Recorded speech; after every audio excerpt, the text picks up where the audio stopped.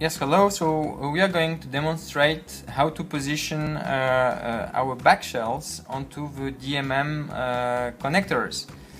For this you have everything on the table, which is a special tool made for this. The connector itself, the cable, the backshell, the pre-mounting screws and the clips.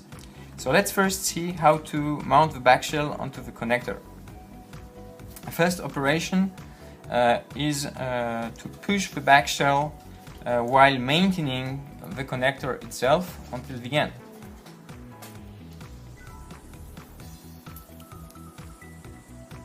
So once you have done this, you can now mount the pre-mounting screws onto the body on one side, and on the other you just screw by hand the screws that exist on the part number 17367.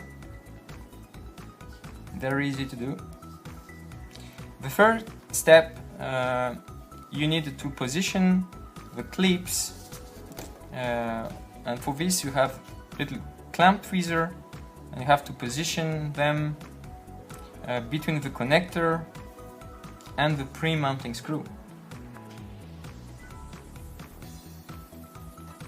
So you have to do it on one side, and also you have to do it on the other side.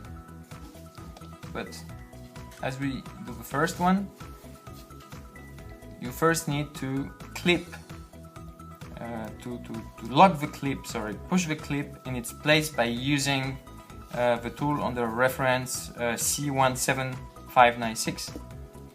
So we repeat the same operation on the other side. So between the connector and the pre-mounting screw. Easy operation, but very important to hold the connector in its place. Okay? Thank you for that.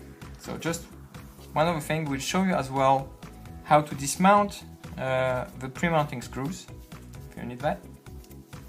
You loosen by hand the two pre-mounting screws, and the operation is ready.